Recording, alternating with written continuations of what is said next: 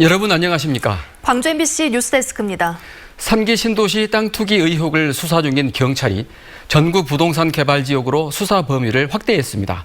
광주경찰청은 30명 규모의 전담팀을 꾸려 산정지구 일대에 공직자 땅 투기가 있는지 전방위 수사에 나섰습니다. 광주시도 산정지구에 지난 5년간 부동산 거래 내역을 확보해 본격적인 조사에 착수했습니다. 우종훈 기자가 취재했습니다.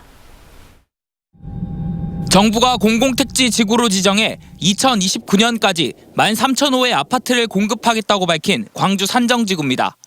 광주시는 LH 직원들의 땅 투기 의혹이 나온 후 산정지구에 대해 선제조사하기로 밝혔고 이후 행정부시장을 중심으로 한 전담팀을 꾸려 본격적인 조사에 착수했습니다. 전담팀은 지난 5년간 토지 아파트 거래 내역 3,920건을 확보하고 이 중 투기가 의심되는 거래에 광주시, 광주 광산구 공무원이 포함됐는지 살펴 다음 주 1차 조사 결과를 발표할 예정입니다.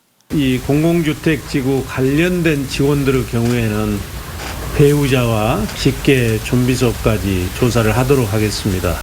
광주경찰청도 수사과장을 팀장으로 30명 규모의 전담팀을 꾸려 수사에 나섰습니다. 경찰은 광주 산정동, 장수동 일대에서의 부동산 거래 기록을 살펴 LH 직원을 포함해 공직자가 투기에 참여했는지 수사합니다. 수사권이 없는 광주시와 달리 경찰은 공무원을 포함해 LH 직원 등 공직자로 조사를 확대하고 공직자 본인을 포함해 친인척을 통한 거래나 차명 거래 기록까지 들여다볼 예정이라고 밝혔습니다.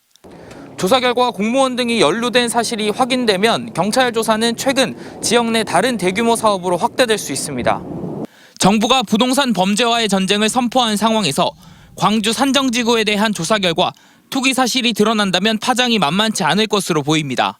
MBC 뉴스 우종훈입니다. 내년 3월 개교를 목표로 추진되는 한전공대는 건설회사가 소유한 골프장의 일부를 기증받아 설립됩니다. 나머지 골프장 부지에는 아파트를 지을 수 있도록 용도 변경이 추진되고 있는데요. 국민의힘은 이를 특혜라고 문제 삼아 학교 설립에 필요한 특별법 처리를 계속 반대하고 있습니다. 이계상 기자가 보도합니다. 한국전력을 중심으로 하는 기술 사업화 모델을 발굴하는 강소연구개발특구, 빛가람 혁신도시 산학연 클러스터와 혁신산단 이론을 과학기술정보통신부가 지난해 지정했습니다. 한국전력은 한전공대 클러스터 부지를 특구로 편입시켜서 지능형 태양광과 신재생 운영 관리 등의 분야를 빛가람 혁신도시에서 특화시킨다는 강소특구 비전을 선포했습니다.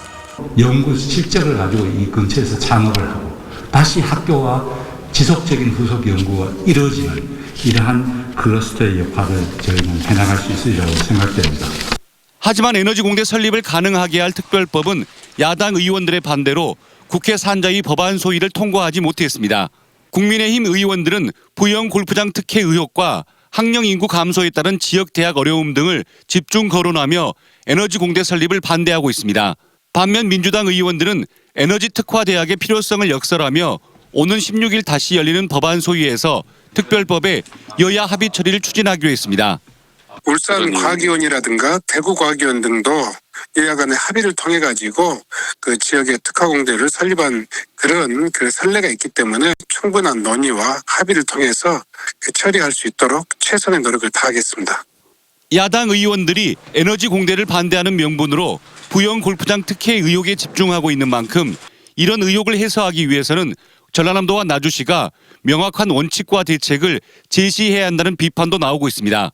MBC 뉴스 이계상입니다. 오뚜기에 미역을 납품하는 업체가 중국산 미역을 국산으로 석여왔다는 의혹 어제 보도해드렸는데요. 오뚜기가 국민들께 사과하고 제품을 자진 회수하기로 했습니다.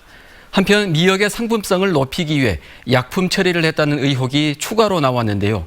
이 업체는 문제될 게 없다는 입장입니다. 조희원 기자가 보도합니다.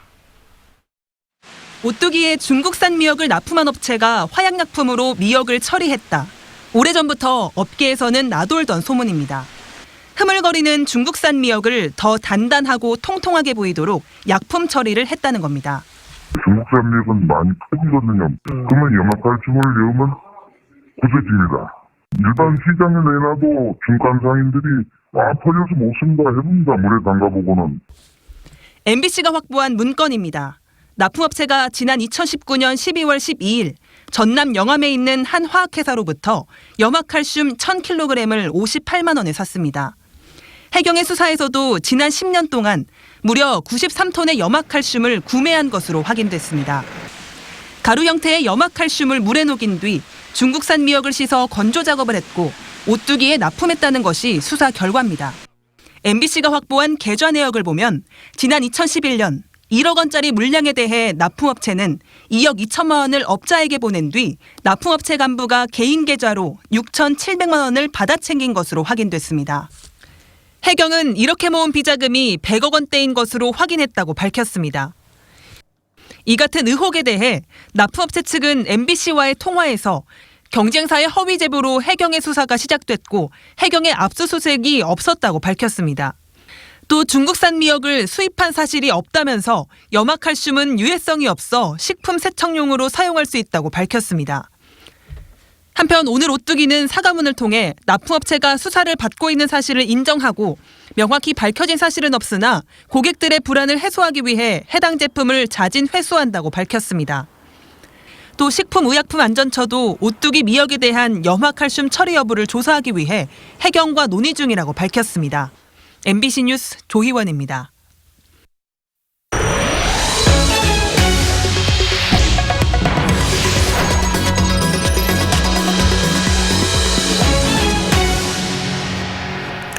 (80년) 5.18 당시 광주의 참상이 외부로 알려질 수 있었던 건 국내외 양심 세력들의 헌신 덕분인데요. 이번엔 광주 시민들이 미얀마에 힘을 보태자며 연대기구를 결성했습니다. 학살을 멈추도록 국제사회에 호소하고 모금운동도 펼치기로 했습니다. 보도에 이다현 기자입니다. 미얀마에서는 하루가 멀다 하고 군부의 총탄에 쓰러진 시위대의 사망 소식이 전해지고 있습니다. 무자비한 탄압에도 불구하고 시민 불복종을 선언하며 총칼에 맞서고 있는 미얀마 국민들. 1980년 광주와 닮은 미얀마를 돕기 위해 5월 단체와 시민사회단체, 종교계 등이 연대기구를 발족시켰습니다. 정식 명칭은 미얀마 군부 쿠데타 반대와 민주화 지지 광주연대, 약칭 미얀마 광주연대입니다. 미얀마 광주연대는 미얀마의 군부 쿠데타를 반대하고 민중항쟁을 지지하는 활동을 펼치는 연대기구입니다. 명칭에는 광주 정신으로 연대하자는 의미를 담았습니다. 미얀마 광주연대는 구체적인 지원 대책을 발표했습니다. 5.18 민주광장에 미얀마 상황을 알리는 상황판을 만들고 미얀마를 돕기 위한 모금운동 등을 진행하기로 했습니다. 특히 미얀마 사태 해결에 키를 쥐고 있는 러시아와 중국 대사관의 행동 촉구를 위해 대사관 릴레이 항의 시위도 준비하고 있습니다. 타 지역에서도 미얀마를 돕기 위한 그런 조직들이 속속 만들어지고 있어서 그 단체들, 그 네트워크들과 공동 행동을 통해서 광주 민주화운동의 상징적인 장소인 옛 전남도청 앞에선 유엔의 신속한 개입을 촉구했습니다. 행동에 나서라! 이번 주말에는 미얀마 민주주의를 응원하는 2차 광주 시민행동도 준비돼 있습니다. 미얀마를 응원하는 미술 작품을 설치해 광주 시민들의 연대를 이끌어내고 미얀마 민중들이 진행하고 있는 딴봉띠 집회를 통해 멀리서나마 그들과 함께하고 있다는 사실을 알릴 계획입니다. 누구보다 더 잘 알 것 같아서 지금 적극적으로 도와주고 있다는 생각이 들었습니다. 큰 힘이 됩니다. 40년 전 민주주의 쟁취 과정에서 겪은 아픔을 누구보다 잘 알고 있는 광주 시민들이기에 각자의 자리에서 할 수 있는 일을 하겠다는 마음들이 하나둘 모이고 있습니다. MBC 뉴스 이다현입니다. 국토교통부가 5년마다 발표하는 국가철도망 계획 확정이 임박했습니다. 광주와 인접 시군을 잇는 광역철도망과 전라선 고속화 등 수건 사업을 반영하기 위해 광주시와 전라남도가 분주해졌습니다. 김철원 기자의 보도입니다. 국토교통부가 선정하는 국가철도망 본사업에 채택되면 국가 예산으로 철도망을 깔 수 있습니다. 2006년 1차 계획 때 확정돼 건설된 호남 고속전철과 2016년 3차 계획 때 발표된 경전선 전철화 사업이 국가철도망 계획을 통해 확정된 사업들입니다. 국토부의 4차 국가철도망 계획 발표가 오는 4월로 임박해 오면서 광주시와 전라남도를 비롯한 전국의 모든 자치단체들이 자기 지역의 요구를 반영시키기 위해 안간힘을 쏟고 있습니다. 광주시는 달빛 내륙 고속철도와 광주와 나주, 광주와 화순을 잇는 광역철도망 등 4건을, 전라남도는 익산 여수간 전라선 고속철 등 7건을 신청한 상태입니다. 광주역과 송정역 간에 현재 단선으로 되어 있는 전철을 복선으로 확장해 줄 것, 그리고 광주 화순, 광주 나준 광역철도를 반영을 요구를 했습니다. 민주당 이계호 의원도 국토부와의 당정 간담회에서 목포와 군산을 잇는 서해안철도 건설을 요구했습니다. 철도가 경쟁력을 갖기 위해서는 순환망을 구축을 해야 됩니다. 그럼 국토 U자형 순환망을 구축하는 데 있어서 유독 군산에서 목포까지 서해안 구간만 그게 뻥 빠져 있어서. 하지만 전망이 밝지는 않습니다. 호남 지역 철도 건설의 경제적 타당성을 입증하기가 쉽지 않기 때문입니다. 5년 전 3차 국가철도망 계획에서도 경전선 전철화 요구만 반영됐을 뿐입니다. 이러다 보니 지역 시민단체들까지 나서 자치단체들의 철도망 요구에 힘을 보태고 있습니다.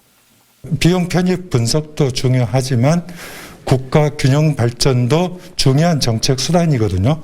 그것을 소홀히 해서는 안 되고 공급이 수요를 창출할 수 있거든요. 국토교통부의 4차 국가철도망에 투입되는 예산은 10년간 100조 원으로 예상됩니다.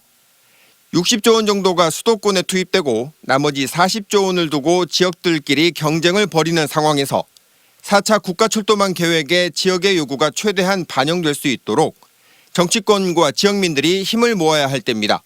MBC 뉴스 김철원입니다. 여권 대선 주자로 분류되는 김두관 의원이 광주를 찾아 민주당이 재집권하려면 기본자산제를 실현해야 한다고 주장했습니다.